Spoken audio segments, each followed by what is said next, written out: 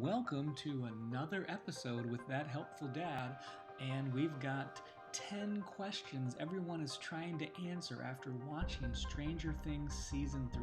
Only intended for people that have actually watched the entire Season 3, because nearly every question contains a spoiler. If you have not seen the entire season, do not watch this video. Let's 10 questions that are unanswered about Stranger Things Season 3. And we're going to start off really with an easy one, give you a softball question and that question is, did Hopper really die? I mean, there's no sense making you wait for this question. It's the number one question on the mind of every Stranger Things fan. We all saw, Hopper do his kind of Indiana Jones-esque fight scene with that Terminator-looking guy named Grigori, and, Hopper finally won, and he got rid of his nemesis. Unfortunately, he had to ruin his own chances for escape as the Russians were closing in on Joyce, and she had to try to destroy the Interdimensional Portal device before the troops kind of barged in and destroyed their plan. So if a picture is worth 1,000 words, how much does this GIF say, about Hopper? We have to think, what might have been for Joyce and Hopper, and yet we wonder, is it really over for Hopper? Because if you watch through episode 8 and you watch the credits, then obviously you saw this scene too, right? The question about the quote-unquote American. And although this question, the identity of the American, is by far the most debated theory that's out there after Stranger Things, and it obviously relates to the did Hopper die question. So, who is this American that the Russian guards were talking about? Could it be Hopper? Well, that's certainly possible. I mean, if you consider Hopper, we all don't want to see that shirt go away. We all have that shirt, but how did he actually get all the way to the Russian gulag? I mean, was he thrown into some hidden corner after the device exploded there, and that he was discovered later by the Russians when he woke up? Or did maybe U.S. troops, when they raided the secret lair, kind of get Hopper and kind of squirrel him away from the Starcourt Mall, or did the Russians secret him away? We don't know, or maybe when Joyce did, explode the portal-ripping device, it caused Hopper to be shifted through space and maybe through time to Russia, or maybe the Russians have some sort of another interdimensional device in Russia that was connected to the U.S., and that's the portal that got Hopper or anybody else that was present there when that device exploded magically transported to Russia. Or maybe, just maybe, Hopper rode on the luck dragon from the Neverending Story and he made it all the way to Russia somehow, or maybe he got lost in Russia. The point is, we don't really know what happened with Hopper. We don't even know that Hopper is that American. So it really could be somebody else. And so we'll actually go through the list of who that American could be. Real popular theory have it being Dr. Martin Brenner. That's Matthew Modine's character from seasons 1 and 2. Remember, he was the man behind the development of Eleven's powers, and he's been kind of referred to as her, her de facto father. Now, we saw him seemingly die in season 2, episode 9, but some people suggest that he actually didn't die. And in fact, I'll put a link in the description that, the director of season 2 allegedly said that Brenner isn't dead either. So could he possibly be in that prison? But then again, how did he get there? Well, maybe he rode the luck dragon from Neverending Story. Who knows? Could be Martin Brenner. Could be somebody else. And by the way, I don't know everything. I'm just an average Joe just like you. So I would love to know what your opinion is. Please share your comments, share your thoughts. Let's talk about this all together. Another popular theory is that it could be Murray Bauman. Now remember, Murray was kind of like the third wheel in the trio dressing as Russian troops and kind of infiltrating the Starcourt Mall. Murray's ability to speak Russian and kind of cause a distraction to the guards was critical to Joyce and Hopper's being able to complete the goal of blowing up that portal device. We saw Joyce escape, but we never actually saw Murray escape. So is it possible, did Murray escape, or was he captured by Russians? Was he the one in the prison? Is he that American right there? Was he picked up by U.S. black helicopter troops and they squirreled him away? I mean, just what happened to our boy Murray? We don't really know. But here's something interesting. I'm sure by now you've heard of the Easter egg from episode 8, which is the fact that Murray's phone number that was flashed up on the screen, you can actually call it, and it leads to his voicemail. And it's a pretty long voicemail, but I'll just recap briefly for you. It's basically a message from Murray to Joyce saying that he has an update for her and he needs to deliver it to her in person. So this voicemail would seem to indicate that Murray's probably not the American in Russia, but then again, we really don't know. So if it's not Murray, if it's not Hopper, if it's not Brennan, then who could the American be? Well, some people say that, it could potentially be Barb. She's been in the Upside Down theoretically since season 1, I believe. It could be Joyce's old beau, Bob, right? Sam Gamgee from the Lord of the Rings fame there. Or it could be that perhaps the Russians have discovered another child like Elle with powers that are capable of communicating with the Demigorgon that they've seemingly captured as well, too. That's a theory from Yahoo. Point is, we don't really know who the American is, and of course, we don't then know if Hopper is even dead. Of course, the actor that plays Hopper, David Harbour, he has teased that, Hopper is not dead, and I'll put a link to that as well there, too, so you can read that. I like to think that Hopper's not dead. Okay, we've finally completed relationships, who's in, who's out. So, season 3 was a whirlwind of relationship madness. And let's start off with the first one. And that's the one that, of course, we've seen for almost 3 seasons now. And that is Joyce and Hopper. What's up with Joyce and Hopper? Were they finally going to get together? It kind of seemed like that was going to happen. We saw, their whole, their way that they handled the season. They were kind of arguing with each other.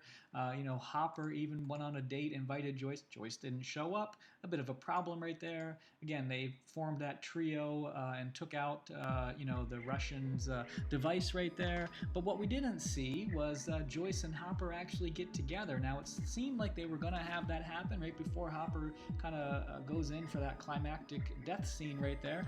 They kind of make a date to go back to Enzo's. And unfortunately, although they both agreed to that, it's a bit of a problem when you're dead or stuck in a Russian prison. That's not really conducive to dating. And so as far as Joyce and Hopper go, we don't really know. So we have to move on. The next one is Elle and Mike. This is the way that they basically have spent the first few episodes of season 3, which was much to Hopper's chagrin. And thankfully, we got this little nugget here. Elle, one of the best gifs of season 3, when Elle dumped Mike as a result of her friendship with Max, and so Mike and Elle, kind of took a break for much of the episode, and Mike wasn't really happy about that, but they eventually kind of, not only did they defeat the monster together, but they actually ended up becoming friends again, so that's a positive thing. But clearly they had kind of grown apart, and even at the very end in season 8, when Elle gave Mike an olive branch and actually said, that she loves him, Mike didn't really capitalize upon that. And then, of course, there's the fact that Elle is moving away with the Byers to God knows where, and we don't really know where that is, but it seemed like it's pretty far away, so we have to wonder, are Elle and Mike done? Maybe that would certainly add for certainly a new plot there, because when you do move away and you spend some time preparing to move away, it makes it a little bit harder on a relationship. Let's talk about an easy relationship, and that is Max and Lucas. This was kind of an off-again, on-again relationship. They really weren't, quote-unquote together during season 3, but they were kind of still together. But among everybody in the list, they're probably the most sure thing as a couple, because they're really the only ones that actually are going to live in the same town anymore. So Lucas and Max relationship seems pretty strong. Okay, let's move on to a little bit more interesting one, and that is Steve and Robin. When we were first introduced to Ethan Hawke's daughter, Maya Hawke, who plays the new Robin character, we watched this actress quickly integrate herself into the cast as really a new fan favorite, and we spent the whole season watching Steve and Robin, basically seemingly flirt and develop this amazing rapport and grow closer through a series of shared trauma and stress, and it was really pretty awesome to see their relationship.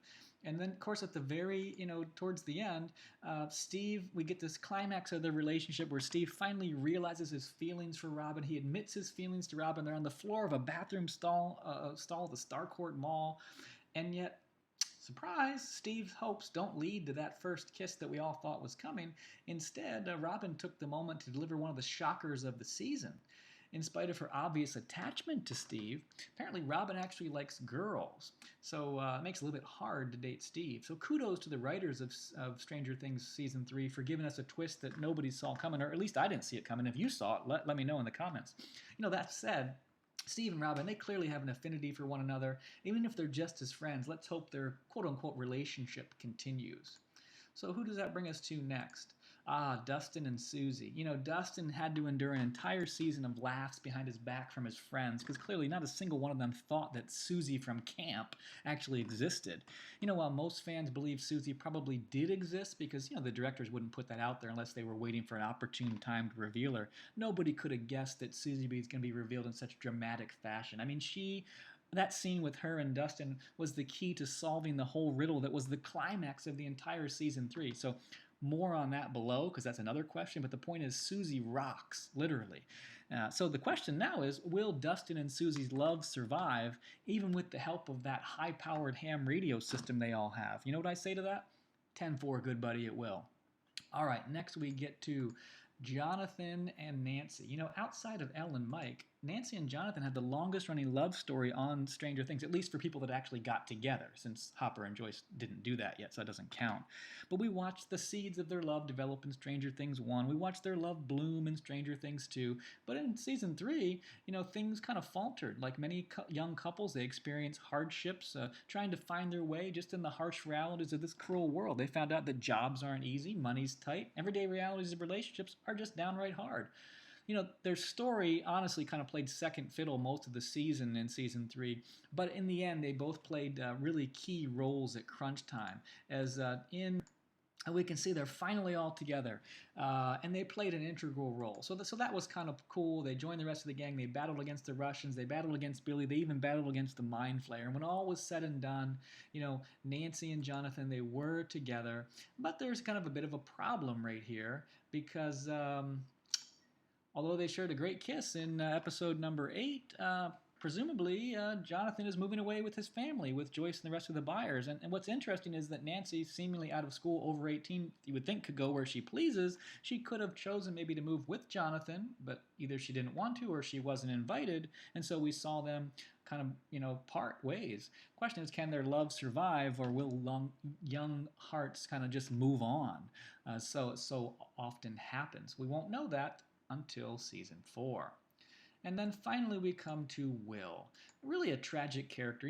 Think about this. For the first time in 2 seasons, Will didn't spend the entire season in the Upside Down, right? He actually got a chance to be among his friends. Unfortunately, Will wanted to still dress up and play Dungeons and Dragons with his buddies because that's what he was interested in. And unfortunately for him, his friends had their minds on other things, namely girls.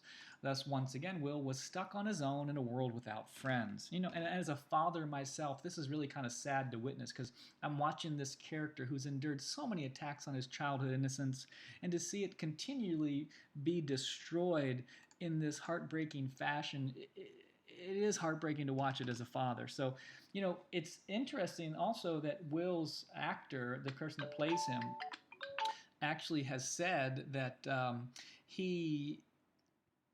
the character, Will, may actually not even be interested in girls, which would be an interesting twist as well, too, but we'll have to wait to see what happens with that with season number 4. And so we've got to the end of questions. Elle will really lose her powers. And at the end of season 8, Elle was trying to, we think she lost her power. She was thinking that too, and she tried to move a teddy bear and she wasn't even able to do it. Elle spent a lot of the season kind of protecting her friends, and just like in season 2 and before, she was battling against the monster. This took a heavy toll on her, and we witnessed at the end where it seemed like she didn't have any powers anymore. So if she really has lost her powers, what is that going to mean for season 4? Will there be a new person with superpowers? Is it somebody that's a brother or sister of Elle, or will Elle rediscover them? Maybe it's her relationship with Mike that causes her to have her powers, and maybe if she gets that back, she'll get her powers back. Maybe Dr. Brenner will return and help her get the powers. We don't know. Maybe we need to see the Mind Flayer again, and that's how her powers come back. Point is, she doesn't have any powers now, and the question is, did she really lose them? Okay, question number 4. Billy really dead. A lot of a very popular figure, and he started in season 2 kind of as a bad boy and really became the villain of season 4, at least the human presence of the Mind Flayer who controlled him. But in the end, Billy went from being the villain to being the hero as he stepped in, defended the kids at the Starcourt Mall, and paid obviously the ultimate price with it. The question is Billy really dead? You know, I would love to see a way for Billy to come back. The actor played a great part, right? And Billy did become a hero in the end. You know, there's actually a song from the 70s, Billy Don't Be a Hero. Maybe he should listen to that and maybe things could have turned out differently for him. But the point is, Billy did become a hero, and wouldn't it be great to be able to see him come back? I'd like to hope so. Okay, one of my favorites here, and that is the Neverending Story. I'm telling you what, this was the climax of the season. We see Dustin and Mike get together. They use the Neverending Story. It sent chills up my spine. I grew up in the 80s, man. I remember the Neverending Story. The question is, did you see the Neverending Story climax coming? I mean, this was absolutely awesome. You know, it's a show from 1984, and essentially it's about this Atreyu warrior and the luck dragon as they kind of battle against this presence of called the Nothing, which essentially is destroying the world, and it requires the belief in a child to believe in fantasy to kind of save the day. I mean, it's awesome. And this scene was so popular that this Neverending Story scene was actually been parodied so many times, most recently by Fallon and Colbert. But the point is, the Neverending Story was the climax of season 3, and I want to know, did you see it coming? Put your answer in the comment below. I gotta know, because I didn't see it, and I thought it was absolutely awesome. And this is Monster, who's got the monster? Or what is the monster, right? We saw the Mind Flayer emerge again, right? Coming back from seasons 1 and 2, but we thought we saw him shut out in the end of season 2 when Elle closed the portal, right? So who is this monster now? I mean, is it really some altered interdimensional monster that is the Mind Flayer? What's up with, the rats and eating all the fertilizer and the flayed people like this Joker from Nancy and Jonathan's work? What is going on, and who is the rats and these characters? They eat this fertilizer and these chemicals, and then their parts of their body kind of dissolve, and they get made into this new monster, and that's what battles against the group, right?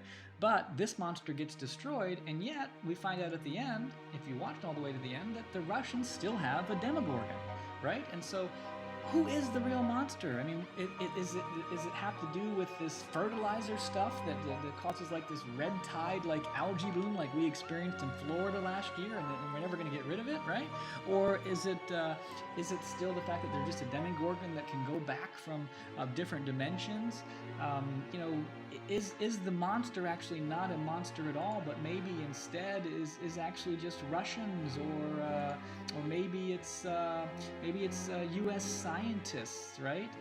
Who knows who it could be, right? But the point is, we don't really know who the Russians are, and I've got a question for you. I mean, is it possible that the monster is actually nice, right? Do you remember the story of the lion with that paw? There's a little fable from Aesop. He's got a nail in his paw, and Androcles thinks the lion is really mean. Everybody thinks he's mean until Androcles discovers that if you take the nail out, then the lion's actually nice. Maybe the Mind Flayer is really nice. We don't really know, right? No one's ever actually stopped to ask him. So maybe that's the question. Maybe we just kind of misread the Mind Flayer. Okay, so we don't really know who the actual monster is. And question 7 is kind of related to that. Is the Mind Flayer from another dimension? Is it something like Isaac Asimov's book, The Gods Themselves, where this other world is dying, and which is a great book, by the way, and there's this interdimensional portal that's moving resources back and forth? Who really knows? Is it just a government conspiracy, like I said, that involves Russians or a U.S. scientist? Is Dr. Brenner going to come back? Is it potentially the Illuminati? Maybe it's going to be a Dan Brown story coming here. We don't really know who the real monster is. If you have some ideas on who the real monster is, I can't see it just continuing to be the Mind Flayer over and over again. They got to develop this story a little bit more. Who do you think the real monster is going to end up being? Okay, question number 8. Where is Joyce and the Byers moving to? At the end of season 3, we saw Joyce pack up the U-Haul, and they're all moving away. And so the question is, where is that going to go? We spent the whole season watching the characters be individual kind of together. Dustin and Robin and Steve were kind of one group, and then we saw kind of the main kids. They were kind of off on their own. We never really got them all together until the benefit of the Starcourt Mall, right? Kind of changed things up, and we got all the kids together at the very end. And now, unfortunately, we are seeing all these kids move away. We see everybody leaving at the end. Seemingly they're going to be going a long, long way away because they're not going to see each other until the holidays. The question is, where are they going to? If you think you know the answer of where they're going to, let us know. Put it in the comments down there. Okay, number 9. I love this question here, and I wanted to save it because I think it's pretty cool. Question is Camp Nowhere the must-have merchandise of Season 3, right? I mean, the real question is, do you have your hat and shirt yet? I've got my hat. If you don't have yours, what are you waiting for? I'll put a link in the Amazon stuff so you can get your hat and shirt in the description below. Or is it possible that you'd rather have the Scoops Ahoy merchandise? What's your vote? Camp Nowhere, Scoops Ahoy? Put it in the comments and let us know what you think. And finally, of course, maybe the most obvious question of all, when are we going to get Stranger Things Season 4, right?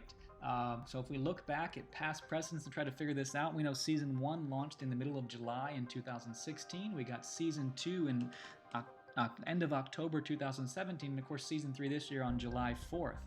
You know, at the very end, when the kids were getting ready to move away, and Elle and Mike were kind of talking with each other about, you know, what was going to happen, where they were going to go. What we found out is, you know, Mike kind of said, well, you know, maybe we'll see you again over Thanksgiving or maybe over Christmas. And so that leads me to these questions for you. Do you think the next Stranger Things is going to be at Thanksgiving? Maybe in 2020, or do you think it might be Christmas 2020? What do you think in terms of when the next Stranger Things Season 4 is going to actually come? So, my friends, there you have it. You've got 10 unanswered questions from Season 3. I hope you enjoyed watching. If you did, please share this video with your friends. And of course, make sure you watch our other videos. We love, you know, talking about Netflix shows, and we hope